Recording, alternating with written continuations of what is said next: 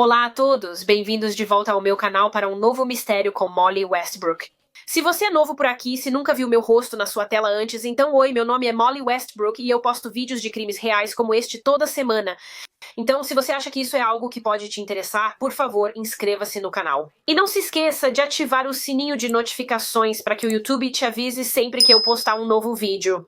Essa semana, vamos falar sobre um caso solucionado do estado de Minnesota, quando uma mãe de 3 filhos foi encontrada brutalmente assassinada em sua própria casa no início de 1992, uma investigação de homicídio rapidamente identificou alguns suspeitos em potencial, enquanto a polícia investigava antigos interesses amorosos que poderiam ter tido um motivo para querer sua morte.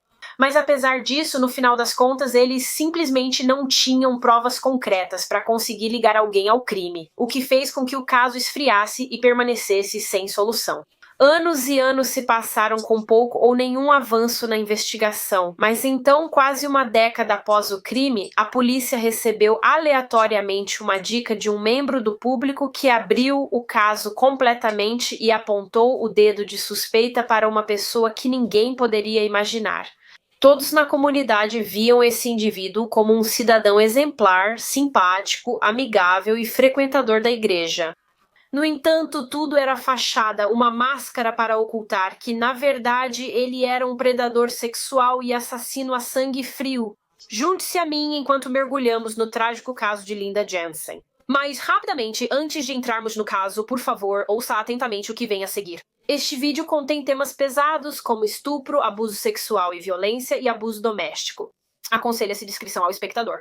Para o caso desta semana, voltamos mais de 33 anos até fevereiro de 1992 em Big Lake, cidade do condado de Sherburne, Minnesota, Estados Unidos da América. Esta é Linda Jensen, mulher de 39 anos que vivia com a família em Big Lake. Nascida como Linda Elizabeth Hoverson em 16 de junho de 1952, Linda era originalmente da cidade de Minneapolis, Minnesota. Seus pais eram Howard e Nancy Hoverson e ela tinha 3 irmãs. Acho que ela tinha uma irmã e 2 irmãos. Não achei os nomes dos irmãos dela na internet, mas sei que a irmã se chamava Sandy. Ela era a irmã mais velha da Linda. Sandy disse que Linda sempre foi uma jovem vibrante e extrovertida enquanto crescia. Elas tiveram uma infância muito feliz e normal em Minneapolis, e Linda era uma criança tão despreocupada. Diziam que ela era cheia de vida, energética e esportiva. A irmã dela, Sandy, disse que era comum encontrar Linda subindo em uma árvore. Ela adorava correr, ela adorava nadar. Ela adorava cavalgar e patinar rápido. Sempre foi muito ativa e em movimento. Ela sempre teve energia ilimitada, inclusive na vida adulta. Ela sempre manteve um estilo de vida muito saudável e ativo. Quando esse caso aconteceu, em 1992, quando Linda tinha 39 anos, ela já era casada. Ela era casada com Charlie Jensen, então Linda Hoverson passou a ser Linda Jensen. E os dois, na verdade, eram namorados de infância. Eles se conheciam desde crianças, porque a família Hoverson costumava fazer viagens para essa cabana todo verão. Eles alugavam a cabana, que pertencia aos pais do Charlie. Assim, os dois se conheceram, ficaram próximos e acabaram se apaixonando perdidamente. Em 1971, quando Linda tinha cerca de 18 ou 19 anos, eles se casaram. 2 anos após o casamento, em 1973, eles tiveram o primeiro filho, chamado André. E Linda parecia tão contente. A irmã dela, Sandy, disse que Linda ficou tão feliz quando André chegou. Tão feliz por ser mãe e tão feliz por ser esposa do Carlos. Mas, infelizmente, essa felicidade não duraria, pois 7 anos após o casamento de Linda e Carlos, eles se separaram. Linda pediu o divórcio. Aparentemente, o motivo da separação foi principalmente o consumo de álcool do Carlos. Veja, ele foi soldado e ficou no Vietnã por um tempo, e as coisas que ele viu durante o tempo nas Forças Armadas tiveram um impacto realmente prejudicial nele e na saúde mental dele. Eu imagino que ele provavelmente ficou com muito transtorno de estresse pós-traumático. Quando voltou do Vietnã, ele lidou com isso bebendo álcool. Ele bebia demais para esquecer o que presenciou até se tornar alcoólatra. E isso acabou afetando o casamento dele com a Linda. Acho que a Linda chegou a um ponto em que simplesmente não conseguia mais lidar com o alcoolismo do Charlie. Sim, ela ainda o amava muito, mas precisava pensar no filho, Andrew, e não podia mais ficar com Charlie devido ao abuso de álcool dele. Eles se divorciaram em 1978 e seguiram caminhos diferentes. Linda iniciou novos relacionamentos. Acredito que Charlie iniciou outros relacionamentos. Alguns anos após o divórcio, Linda começou a namorar um homem chamado Roberto Biardi e eles tiveram um filho juntos. Linda teve outro filho chamado Joey, que nasceu no início dos anos 80. No final das contas, as coisas terminaram entre Linda e Roberto. Eles se separaram e Linda acabou começando um relacionamento com outro homem chamado John Silliman. Em 1986, eles se casaram, mas o casamento durou pouco. 2 anos depois, eles se divorciaram e Linda voltou para Minnesota para ficar perto da família, já que ela e João moravam na Califórnia. E foi após a separação de João que, em 1990, Linda meio que reacendeu as coisas com seu primeiro marido, seu amor de infância e pai de seu primeiro filho, Charlie Jensen. Ao voltar para Minnesota, Linda e Charlie se reconectaram. Quero dizer, eles sempre mantiveram contato, obviamente, porque tinham um filho juntos, André, então precisavam manter contato regular por causa dele. Mas sim, em 1990, Linda e Charlie meio que se reencontraram romanticamente. Nessa época, Charlie Jensen já não consumia álcool. Ele se esforçou para manter a sobriedade e recomeçar. E eu acho que Linda e Charlie acabaram percebendo que o amor profundo que sentiam um pelo outro nunca desapareceu de verdade. Era como se eles ainda tivessem aquele fio invisível durante todos esses anos em que ficaram separados. E então, quando eles se reencontraram, decidiram se casar novamente. Charlie e Linda se casaram pela segunda vez em abril de 1991. Especificamente, eles se casaram no dia 4 de abril porque seria o 20º aniversário de casamento deles. E quando eles se casaram novamente, Linda já estava grávida do terceiro filho, ou seja, o segundo filho dela com Charlie. Ela teve uma filha, Lisa, 2 meses após oficializar a união, em junho de 1991. Agora, Linda e Charlie tinham uma família de 5 pessoas. Eles tinham 3 filhos, André, Joey e Lisa, e moravam em uma bela casa em Big Lake. Linda estava novamente muito feliz e realizada. Ela amava a pequena família que construiu. Sua vida estava como queria. E aos 39 anos ela olhava para o futuro, ansiosa para passar o resto da vida com Charlie e ver seus filhos crescerem. Porém, Linda nunca veria o futuro nem veria seus filhos crescerem, pois em fevereiro de 1992, a vida da família Jensen mudou drasticamente após uma tragédia e uma ligação ao 911. Em 24 de fevereiro de 1992, o dia parecia comum para a família Jensen. Naquela segunda-feira de manhã, Charlie Jensen deveria estar no trabalho. Ele se levantou, se arrumou, se despediu da esposa Linda e saiu para o trabalho às 6h45, deixando Linda em casa com a bebê Lisa, de 9 meses, e o filho Joey, de 9 anos. Acho que o filho mais velho, Andrew, já havia saído de casa nessa época. Em 1992, ele já teria 19 ou 20 anos. Sim, acho que ele já tinha saído de casa, mas ainda morava perto.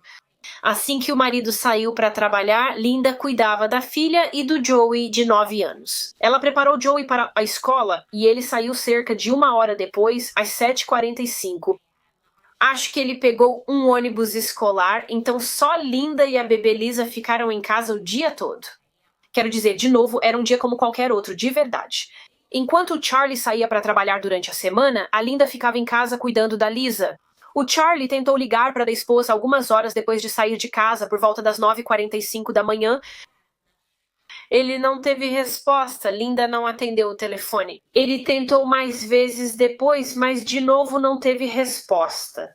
Embora eu acho que ele realmente não pensou muito sobre isso na época, acho que ele ficou irritado no início, achando que Linda estava ignorando suas ligações por algum motivo.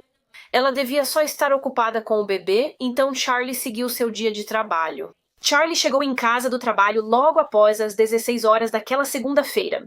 No entanto, estranhamente, quando ele entrou em casa, encontrou as 2 crianças, Joey, de 9 anos, e a bebê Lisa, simplesmente sozinhos. Joey tinha chegado em casa da escola há pouco tempo e estava sentado à mesa de jantar fazendo lição de casa enquanto Lisa, de 9 meses, estava sentada no cercadinho chorando.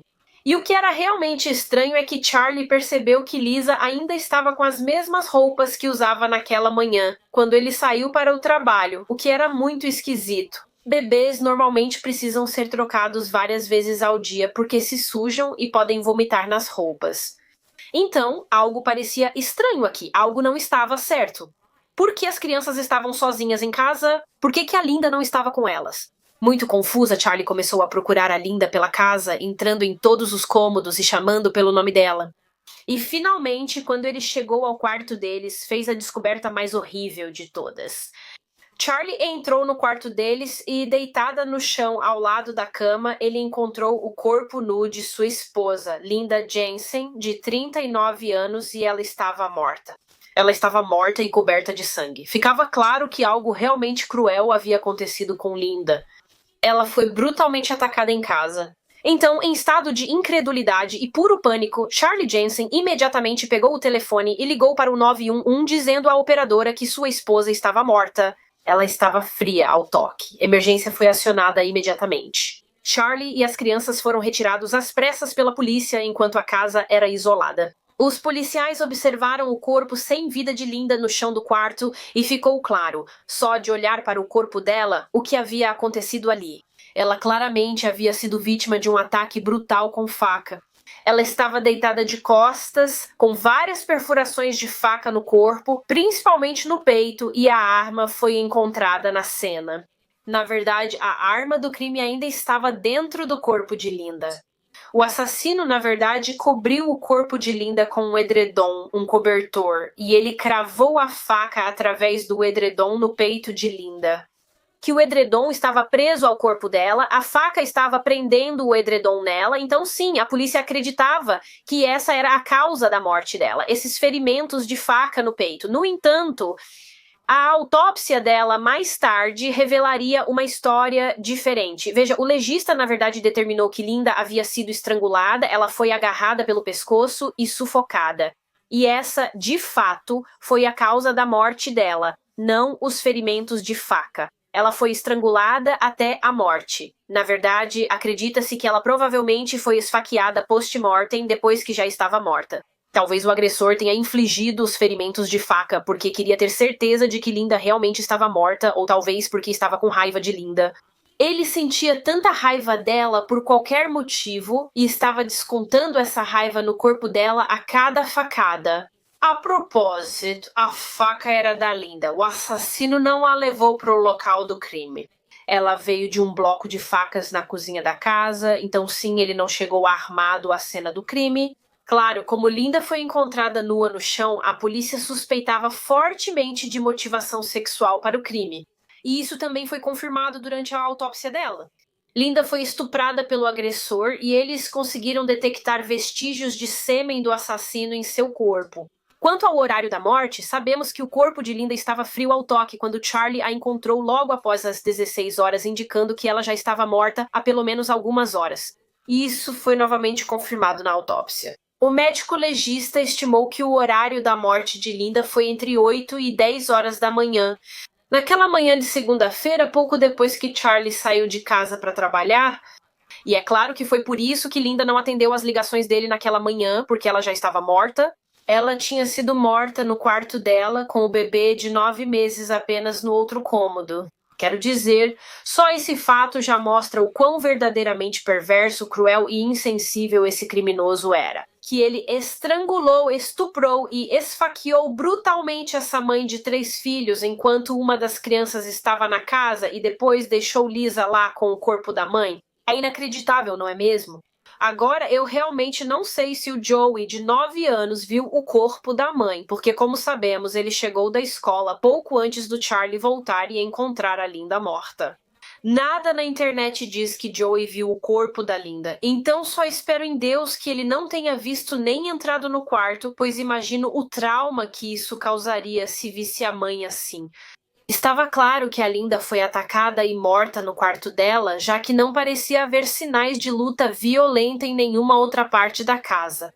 Os outros cômodos pareciam relativamente normais, quero dizer, estavam um pouco bagunçados e desarrumados em alguns lugares, mas isso não era porque tinham sido revirados ou algo assim. Parecia apenas uma casa onde uma família ocupada com 2 filhos morava. Nada parecia ter sido roubado, exceto aparentemente os lençóis da cama de Linda e Charlie, que estavam faltando, mas nada de valor foi levado, então não parecia que isso tinha sido um assalto que deu errado ou algo assim.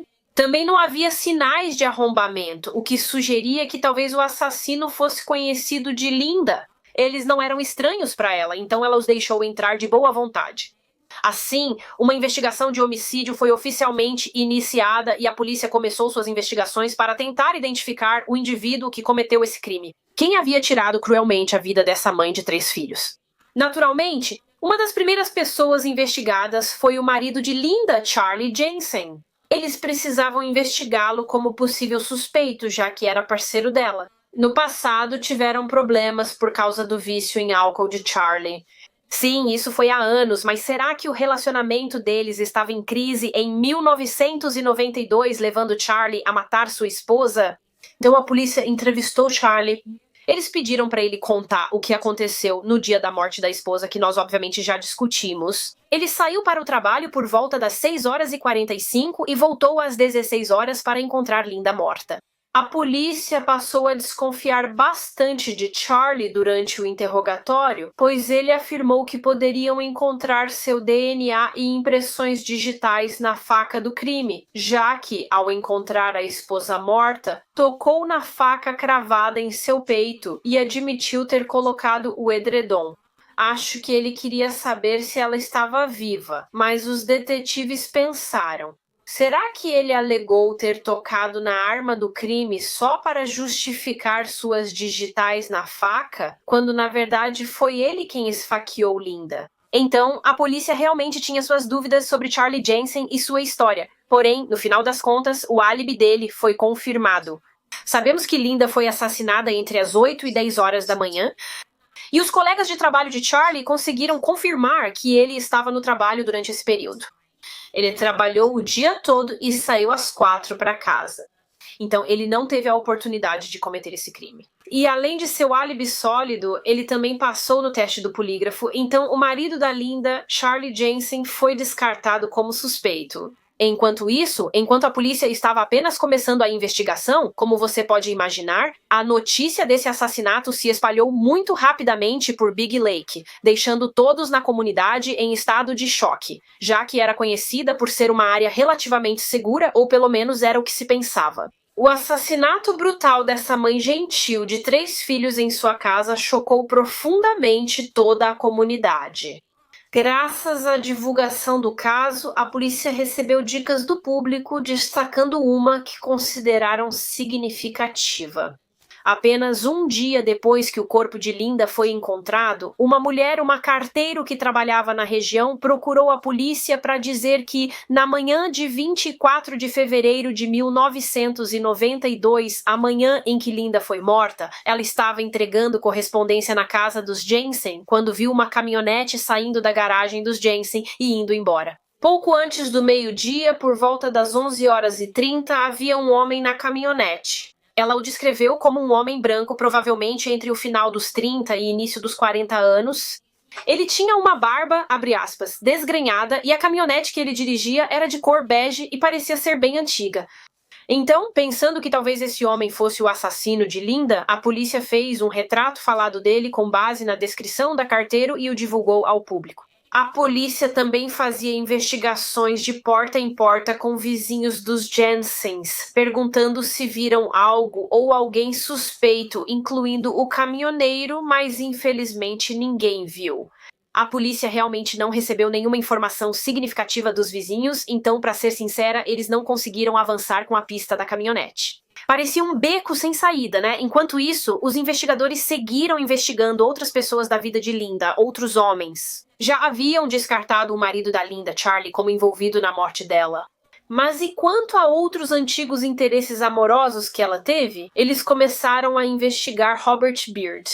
Se você se lembra, ele foi o homem com quem Linda se envolveu depois do divórcio com Charlie e eles tiveram um filho juntos. Eles tiveram Joey. No entanto, a polícia descobriu que depois que Linda e Robert se separaram, eles tiveram muitas discussões sobre a situação da guarda de Joey. Robert quase não via o filho após o fim do relacionamento e, sinceramente, não se esforçou muito. Sandy, irmã de Linda, afirmou que ele nunca pagou pensão, então Linda tinha a guarda total.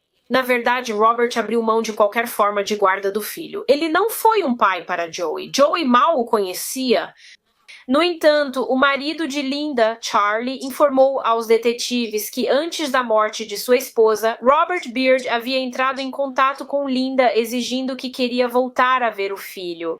Agora ele queria visitas e a guarda. E eu imagino que Linda não ficou nada feliz com isso e disse não para ele, porque, novamente, Robert era praticamente um estranho para Joey e, aparentemente, Robert também era alcoólatra e usava drogas, então ela provavelmente não sentia que ele era uma pessoa segura para o filho dela estar por perto de qualquer forma. Então, sim, eles vinham discutindo sobre isso e para a polícia parecia que Robert Beard poderia ter um motivo. Será que ele decidiu matar a ex e mãe do filho dele porque ela estava se recusando a deixá-lo ver o filho deles? Então Robert Beard foi abordado e convidado a ir até a delegacia para ser interrogado, e o comportamento dele e as respostas que deu durante a entrevista deixaram a polícia bastante desconfiada, para ser sincera. Por exemplo, perguntaram a ele quando foi a última vez que tinha falado com Linda, e ele agiu como se eles não tivessem contato há muito tempo, como se não falasse com ela há anos, o que a polícia sabia que era mentira.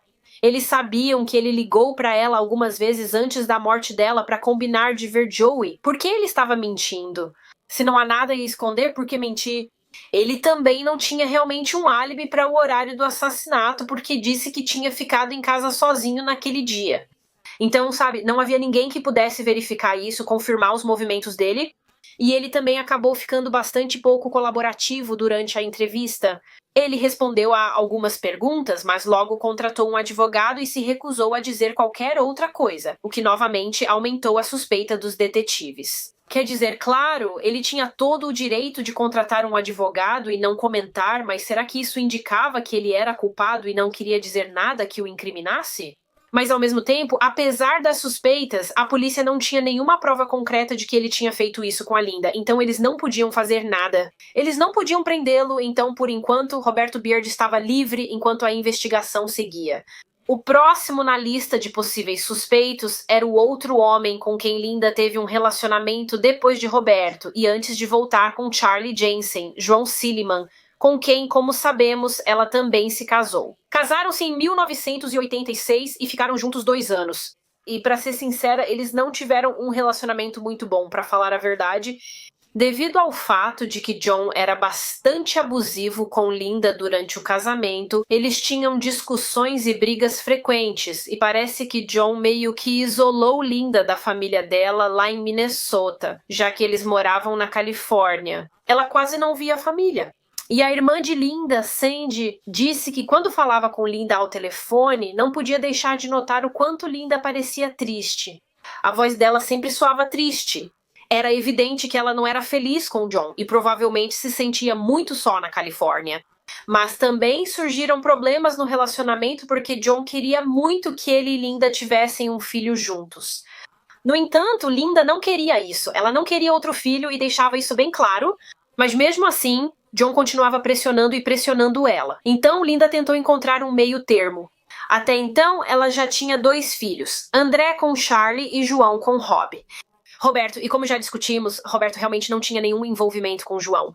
Linda sugeriu a João: em vez de termos um filho, por que você não adota o Joãozinho? O pai biológico dele não faz parte da vida dele, então por que você não se torna o pai adotivo dele? Linda esperava que, se João agisse assim, ele desistisse da ideia de um terceiro filho, algo que ela não queria, e ele fez isso. João realmente adotou Joey, mas apesar disso, o relacionamento entre ela e João continuava muito instável. A situação chegou ao limite quando João se tornou violento com sua esposa e a agrediu. Linda percebeu naquele momento que não podia mais ficar com ele. Ela se divorciou e voltou a Minnesota com os 2 filhos. E como sabemos, ela acabou voltando com seu primeiro marido, Charlie, e eles se casaram novamente. O ex dela, John Silliman, ficou furioso ao saber que Linda e Charlie esperavam a bebê Lisa. Ele ficou tão bravo porque vinha pedindo para ela ter um bebê com ele e ela recusava. Provavelmente ele percebeu que não era que ela não queria outro filho. Ela só não queria ter um com o John. Então isso era motivo, ele se irritou porque ela teve outro filho com o Charlie. Aparentemente, ele também ressentia o fato de ter que pagar pensão para o segundo filho da Linda, o Joey, porque ele o adotou. Então ele decidiu matar a Linda por vingança? Então John Silliman também foi interrogado pelos detetives. Perguntaram onde ele estava no dia do assassinato de Linda Jensen e ele disse que estava no trabalho. Ele era professor em uma escola na Califórnia e disse que trabalhou o dia todo. E claro, a Califórnia fica a muitas horas de Minnesota, onde Linda morava. Então ele disse que não teria tido oportunidade de cometer esse crime e de fato não teve. Confirmaram que ele estava no trabalho naquele dia e por isso não poderia ser o autor do crime. Foi considerado se talvez João poderia ter contratado outra pessoa para cometer esse crime por ele, um matador de aluguel, mas a polícia não encontrou absolutamente nenhuma evidência para apoiar essa teoria. E assim John Silliman foi mais ou menos eliminado como suspeito. Então, sem conseguir ligar definitivamente ninguém ao crime até agora, a polícia decidiu pedir ajuda ao público por informações. E eles realmente receberam uma enorme quantidade de dicas e pistas. No entanto, a polícia investigou todas elas e no final era só beco sem saída atrás de beco sem saída, o que infelizmente significou que o caso de Linda Jensen acabou esfriando e a investigação policial começou a desacelerar. Mas a família de Linda não desistiu. O caso esfriou, mas eles não deixaram o nome de Linda ser esquecido, principalmente sua irmã Sandy. Eventualmente, meses sem respostas e sem nenhuma prisão se transformaram em anos. Durante todo esse tempo, Sandy insistiu com a polícia para que continuassem investigando o caso de sua irmã. Ela ligava para o escritório do xerife várias vezes por semana, durante anos, pedindo atualizações. Ela se esforçou para divulgar o assassinato de Linda na mídia. Sandy se recusou a deixar as pessoas esquecerem sua irmã, a deixar as pessoas esquecerem o que aconteceu com ela, porque disse que depois da morte de sua irmãzinha, quando a viu no caixão, fez uma promessa para Linda de que nunca desistiria. Ela não descansaria até que o homem que tirou a vida dela fosse encontrado e enviado para a prisão até que tivesse justiça. Felizmente, o esforço e a determinação de Sandy valeram quando, 7 anos após o assassinato de sua irmã, em 1999, um novo xerife do Departamento de Polícia de Big Lake reabriu a investigação do caso Linda Jensen. Eles fizeram um novo apelo ao público junto com uma recompensa de $5.000 por informações. E a polícia também recorreu ao DNA e à tecnologia forense que haviam avançado e progredido muito nos últimos 7 anos. Em 1992, essa ciência ainda era relativamente nova. Apesar de terem o DNA do assassino no kit de estupro da Linda, na época não havia muito o que fazer para tentar encontrar uma correspondência. Quando o caso reabriu, eles pegaram as amostras de DNA do autor do crime do armazenamento. E a primeira coisa que as detetives queriam fazer era comparar o DNA dele com as amostras de DNA que já tinham coletado de quaisquer suspeitos anteriores ou pessoas de interesse no caso. A polícia possuía mais de 80 amostras de DNA de homens diferentes para testar. 3 delas, obviamente, eram amostras de Charlie Jensen, Robert Baird e John Silliman. No entanto, como acabou acontecendo, nenhuma delas era compatível. Nenhum desses 80 homens correspondia ao DNA do assassino. Então Charlie, Robert e John estavam realmente inocentes desse crime. Como isso não deu resultado, a polícia coletou o DNA do assassino e inseriu no banco de dados de criminosos sexuais conhecidos. Mas, novamente, nenhuma correspondência. O DNA do assassino não estava lá, o que, claro, foi realmente decepcionante. A polícia acreditava que o DNA os ajudaria a identificar o assassino, mas sem correspondência continuaram sem saber quem cometeu o crime anos atrás. E então, infelizmente, o caso mais uma vez chegou a um impasse e começou a esfriar. Mas, felizmente, ele não ficaria frio por mais 7 anos. Apenas um ano depois de ter sido reaberto, em 2000, houve um desenvolvimento, um grande avanço na investigação, quando a polícia recebeu uma dica que se revelaria um enorme progresso. foi uma dica relatada por uma mulher chamada Angela Hannan, que entrou em contato com a polícia e basicamente disse algo como: "Olha, acho que posso conhecer alguém que vocês deveriam investigar como possível suspeito do assassinato de Linda Jensen. Desconfio há anos que ele esteve envolvido no que aconteceu com ela e nunca contei a ninguém, mas não consigo mais guardar isso só pra mim. Preciso contar caso minha desconfiança se confirme." Angela contou aos detetives que o homem que ela suspeitava de ser o possível assassino de Linda se chamava Kent Richard Jones e que ele era um ex dela, um ex da Angela. E acontece que o nome de Kent Jones realmente estava no arquivo do caso de Linda Jensen desde 1992, mas não porque ele tivesse sido considerado suspeito. Na verdade, ele era vizinho dos Jensen. Kent Jones era conhecido como um homem de família muito simpático e respeitável no início dos anos 90. Ele era casado, tinha uma esposa chamada Deborah e eles tinham 4 filhos juntos. A família costumava ir à igreja com frequência. Eram muito religiosos e Kent Jones também liderava os escoteiros em Big Lake. Sinceramente, para quem via de fora, mais uma vez, ele parecia apenas um homem de família simpático, amigável e gentil, que participava ativamente da comunidade local. Mas quando a polícia recebeu essa dica da Angela e começou a investigar mais a fundo o Kent Jones, eles mesmos começaram a suspeitar que ela poderia estar certa. Ele realmente poderia ser o autor do crime. Eles verificaram se ele tinha antecedentes criminais e ele tinha. Eles descobriram que ele tinha uma condenação anterior por fraude de seguro. Ele tinha um box de armazenamento onde guardava várias coisas. E um dia pegou fogo e tudo dentro do box foi destruído. Agora, Kent Jones tentou alegar para a seguradora que os itens dentro do box valiam milhares e milhares e milhares de dólares. Centenas de milhares, eu acho. No entanto, ele mentiu. De acordo com o relatório, eles na verdade valiam no total nem mesmo $1.000. Ele tentou fraudar o seguro para receber um pagamento alto, mas foi pego, preso e cumpriu pena. Mas, sinceramente, não foi essa condenação que mais preocupou a polícia. O que mais preocupou a polícia foi que eles descobriram que Kent Jones tinha muitas acusações de violência doméstica contra sua esposa, Deborah. Os registros mostraram que, ao longo dos anos, os serviços de emergência foram chamados várias vezes à casa de Kent por causa de violência doméstica.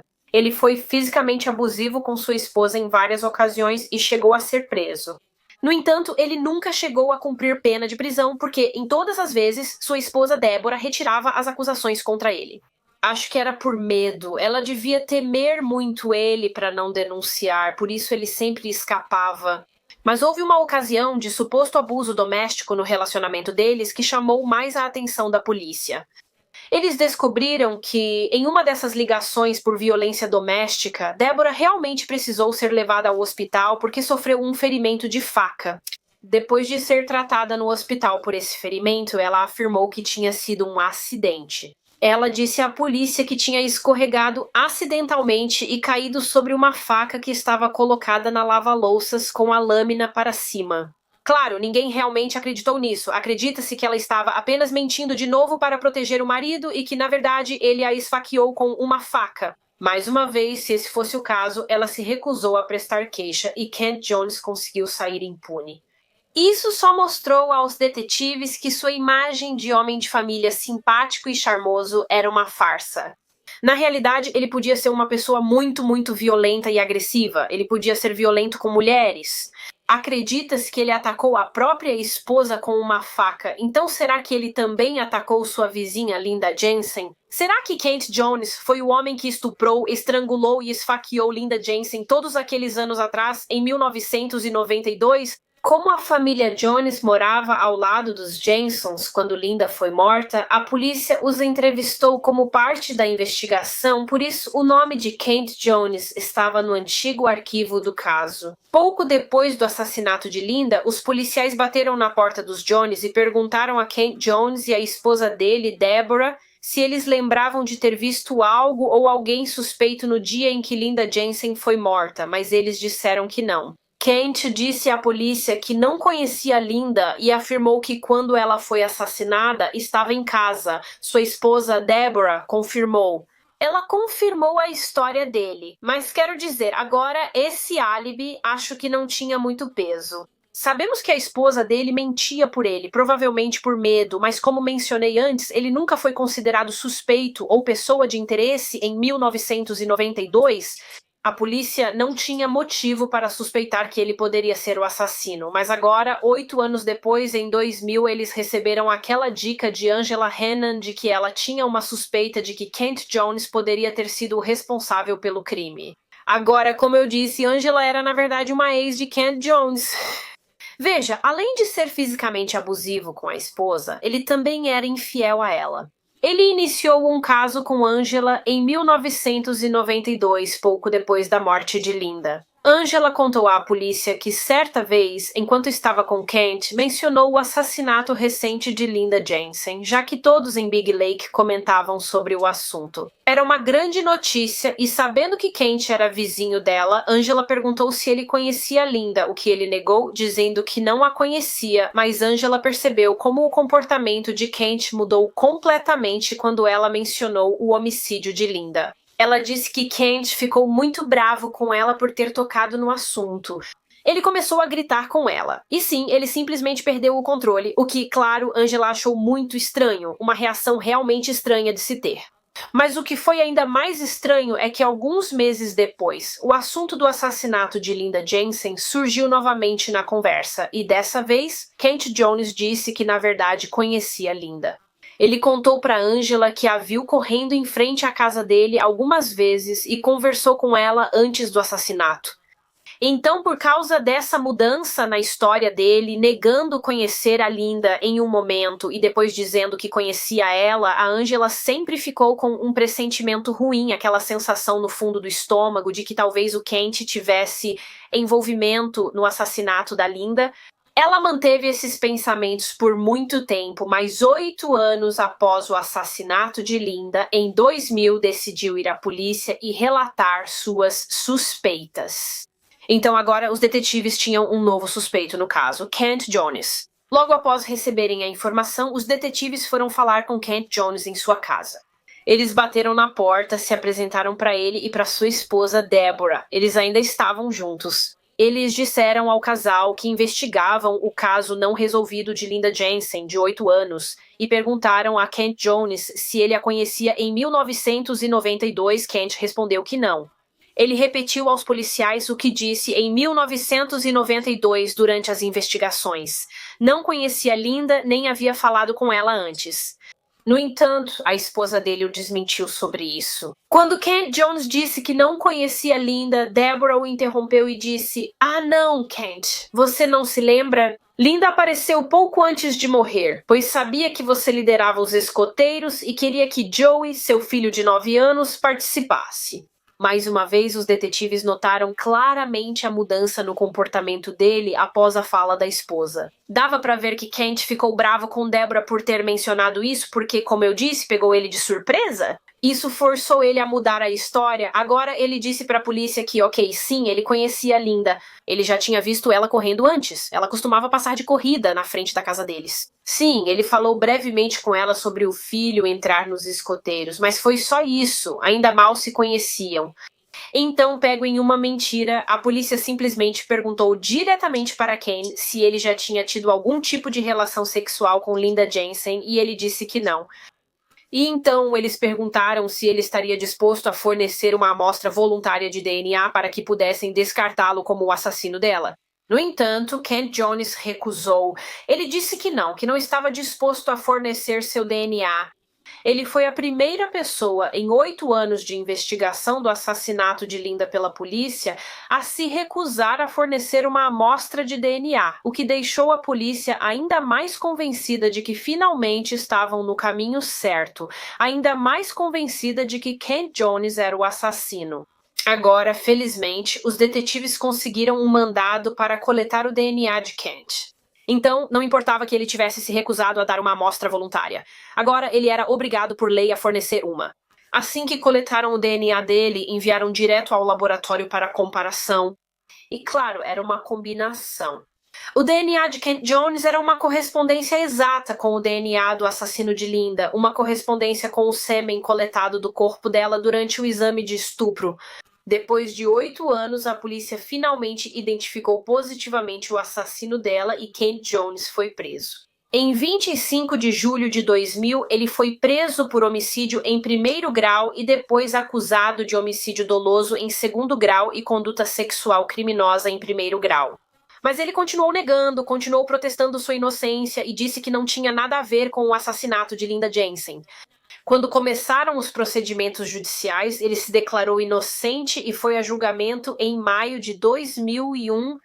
Mas apesar de ter se declarado inocente, quando o julgamento começou, ele já tinha mudado completamente sua história mais uma vez. Ele mudou pela terceira vez. Então, só para recapitular, inicialmente ele disse que nunca conheceu Linda Jensen. Ele nunca sequer conversou com ela. Depois ele mudou para, ok, eu a conhecia. Eu a vi correndo algumas vezes e nós já tínhamos conversado brevemente antes. E agora, durante o julgamento dele, a versão dele era que, na verdade, ele e Linda estavam tendo um caso secreto antes do assassinato dela. E ele afirmou que, justamente no dia anterior ao assassinato dela, eles tinham feito sexo consensual, e que era por isso que teriam encontrado o sêmen dele no corpo dela. Mas ainda assim, ele disse que não tinha nada a ver com o assassinato dela, o que, como você pode imaginar, enfureceu a família de Linda. Claro que eles não acreditaram nessa história nem por um minuto e ficaram muito chateados e irritados porque Jones estava basicamente tentando manchar a reputação de Linda, colocando ela em uma situação ruim ao afirmar que ela era infiel. Ela traía o marido, Charlie. Todos sabiam que Linda jamais faria isso. Essa foi apenas a tentativa desesperada de Kent Jones de tentar justificar as evidências que o ligavam ao crime. Mas não funcionou. Veja, a promotoria tinha uma médica legista, uma das melhores do estado, na verdade, que testemunhou durante o julgamento. O nome dele era Dr. Michael McGee, e ele apresentou provas de que a condição do sêmen recuperado do corpo de Linda durante a autópsia tornava altamente improvável que tivesse sido depositado no dia anterior ao assassinato dela, e que era muito mais provável que tivesse sido depositado durante o período em que ela foi assassinada, entre as 8 e 10 da manhã, no dia 24 de fevereiro de 1992. A condição do sêmen não indicava que ele tinha mais de 24 horas e assim, ao final do julgamento, Kent Jones foi considerado culpado. O júri não acreditou na história dele sobre o suposto caso que ele estava tendo com Linda e o condenou por todas as acusações, sentenciando-o à prisão perpétua. No entanto, esse não é o fim do caso, porque após sua condenação, Kent Jones entrou com um recurso na Suprema Corte de Minnesota, basicamente alegando que seu julgamento foi injusto. Durante o julgamento, a defesa dele pretendia argumentar que 2 outros homens da vida de Linda poderiam ser os assassinos. O primeiro era Robert Beard, o pai do seu segundo filho, Joey. Ou eles alegaram que poderia ter sido esse cara chamado Richard Christie, que aparentemente frequentava a mesma academia ou clube de saúde que Linda e tinha uma certa queda por ela. No primeiro julgamento, o juiz proibiu a defesa de Jones de acusar outros homens próximos a Linda, pois eles já haviam sido descartados como suspeitos por testes de DNA. Então, após sua condenação, a equipe jurídica de Jones entrou com um recurso alegando que, sim, o julgamento dele foi injusto e que deveria haver um segundo julgamento onde a defesa pudesse apresentar suspeitos alternativos ao júri como parte do seu caso. E você acredita que esse recurso realmente foi aceito? A condenação dele foi anulada e, em novembro de 2006, Kent Jones foi a julgamento novamente pelo assassinato de Linda. Mais uma vez, ele disse que ele e Linda tinham um caso antes da morte dela. Na verdade, durante o segundo julgamento, ele afirmou que era, abre aspas, um amante habilidoso. Isso é uma citação dele. Era um amante habilidoso. Ele era tão habilidoso na cama que era irresistível para as mulheres, irresistível para Linda. E ele realmente trouxe sua esposa, Deborah, como testemunha durante o julgamento para corroborar isso, confirmando que ele era um amante habilidoso. Embora isso tenha saído totalmente pela culatra, porque, em vez de concordar com ele, Deborah na verdade testemunhou que ele não era nada habilidoso na cama, o que é hilário, não vou mentir. Sim, ele confirmou novamente que ele e Linda tinham um caso. Ele mudou a história novamente e afirmou no segundo julgamento que fizeram sexo na manhã do assassinato, não no dia anterior. E ele alegou que o marido de Linda, Charlie Jensen, poderia ter sido o verdadeiro assassino. Com Charlie Jensen na sala do tribunal, Kent Jones o acusou de ser o assassino. Ele alegou que talvez, depois que ele e Linda fizeram sexo naquela manhã e ele saiu, Charlie Jensen voltou para casa, de alguma forma descobriu que sua esposa o estava traindo, ficou furioso e foi ele quem a esfaqueou e estrangulou até a morte. Porém, como sabemos, Charlie tinha um álibi irrefutável no momento do assassinato. Estava no trabalho, então não poderia ser o responsável. Ken também tentou alegar que talvez aquele homem não identificado na caminhonete, visto saindo da entrada da casa dos Jensen na manhã do assassinato, fosse o assassino. Quero dizer, o júri não acreditou nisso. Eu não acredito que o homem na caminhonete tenha sido identificado, mas, sabe, talvez ele mesmo fosse um entregador ou algo assim, quem sabe? Como eu disse antes, essa pista meio que parecia ser um beco sem saída. Mais uma vez, o segundo júri percebeu as mentiras e considerou Kent Jones culpado de todas as acusações, incluindo o homicídio em primeiro grau, condenando-o à prisão perpétua. A polícia e a promotoria acreditavam que Kent Jones foi até a casa de Linda naquela manhã com a única intenção de agredi-la sexualmente. Eles acreditam que ele provavelmente ficou obcecado pela vizinha, que ele a observava enquanto ela corria. Ele sentia atração por ela e queria dormir com ela. Em 24 de fevereiro de 1992, ele esperou o marido dela, Charlie, sair de casa naquela manhã. Ele bateu na porta dela e tentou iniciar uma relação sexual. E quando Linda disse não, recusou, ele ficou com raiva e decidiu simplesmente forçá-la, decidiu estuprá-la. E durante o estupro, ele a estrangulou até a morte e então pegou uma faca na cozinha e começou a esfaqueá-la após a morte. Tudo isso enquanto a filhinha dela, Lisa, estava a poucos metros de distância na mesma casa. E então ele simplesmente foi embora. Ele fugiu do local e agiu o mais normalmente possível, continuando com sua vida normalmente pelos próximos 8 anos. Após a segunda condenação, Kent Jones tentou recorrer, mas o recurso foi negado. Até hoje, ele segue preso na instalação correcional de Minnesota em Bayport e pode ser elegível para liberdade condicional em 2030. No entanto, mais uma vez, não é aí que esse caso termina. Enquanto Kent Jones continua preso até hoje, em 2023, ou seja, apenas 2 anos atrás, pensou-se que ele poderia realmente conseguir anular sua condenação pela segunda vez devido a algumas revelações chocantes que vieram à tona sobre o Dr. Michael McGee, que, se você se lembra, foi o médico legista que deu o depoimento sobre a condição do sêmen de Kent Jones no corpo de Linda durante o julgamento, nos 2 julgamentos, na verdade. Ele deu depoimento nos 2 julgamentos de Kent Jones. O Dr. Michael McGee trabalhou como médico legista em Minnesota por quase 3 décadas e meia, entre 1985 e 2019, período em que esteve envolvido em 216 julgamentos. Ele deu depoimento em 216 julgamentos, muitos dos quais os acusados enfrentavam a pena de morte. Ele já foi considerado basicamente um dos melhores médicos legistas do estado, a referência em ciência forense, até 2022, quando uma auditoria independente revelou que durante seus 35 anos de carreira, o escritório do Dr. McGee não havia sido fiscalizado devido ao fato de ele ser um contratado independente e não um funcionário público, ou seja, ele era seu próprio chefe e isso significava que ele não era legalmente obrigado a registrar seus relatórios, então ninguém podia auditar seu trabalho. Mas, em 2022, foi descoberto que, como parte de seu trabalho como médico legista, o Dr. McGee frequentemente utilizava testes e métodos forenses pouco confiáveis e imprecisos.